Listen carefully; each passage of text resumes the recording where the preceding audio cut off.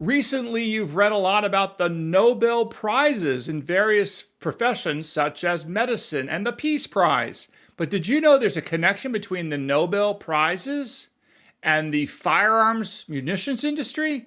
Stay tuned. I want to give you a little bit of history.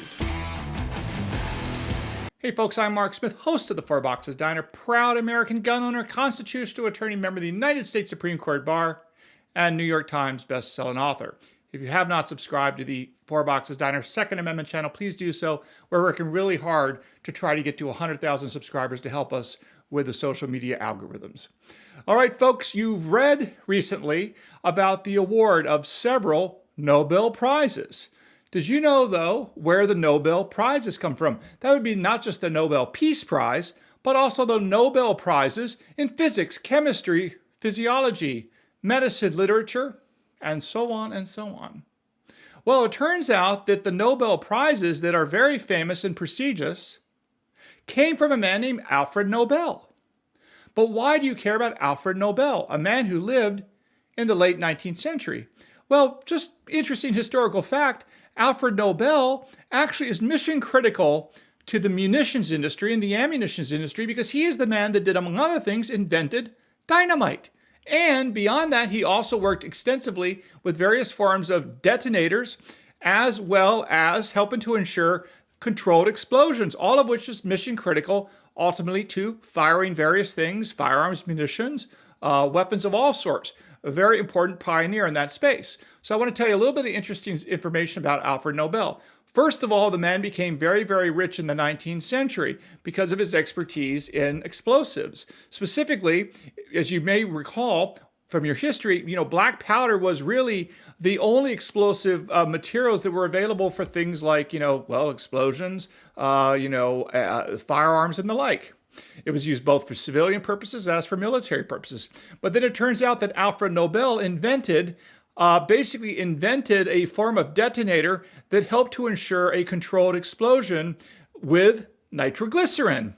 And this is really important because once you can control nitroglycerin and how it exploded and when it exploded, it made it much more reliable both for civilian purposes and military purposes, self-defense purposes.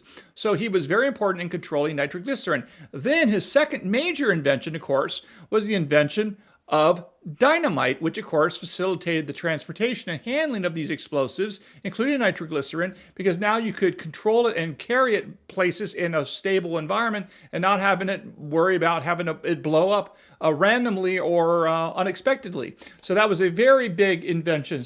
Now what happened, and the story goes, is kind of interesting.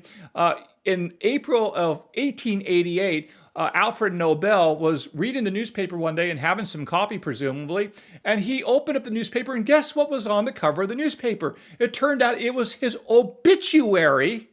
His obituary. And what did his obituary say? Now remember, he's alive reading this. Somebody had thought he had died, and they published his obituary ahead of time before he'd actually died. And what did the obituary of Alfred Nobel say? Well, the obituary read that he was the Dynamite King. The Dynamite King dies, it said. He was called the Merchant of Death, the man who was the inventor of dynamite, and referenced as the Merchant of Death.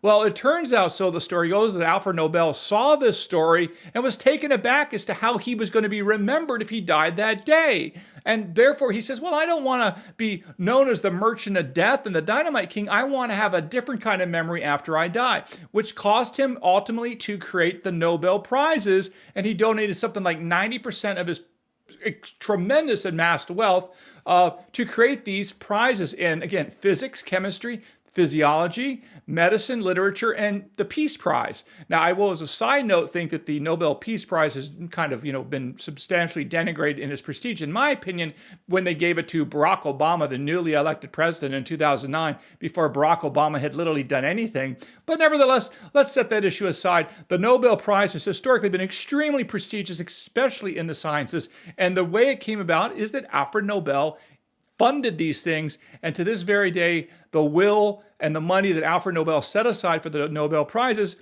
continues on, again, to this very day. And all of that wealth came from his invention of dynamite and his controlled detonation of things like nitroglycerin. So there's that connection. So next time you read about the Nobel Prizes, you remember it all comes from the wealth amassed from Alfred Nobel and his expertise and successes in detonations and nitroglycerin and dynamite and other things involving the firearms and munitions industry back in the 19th century.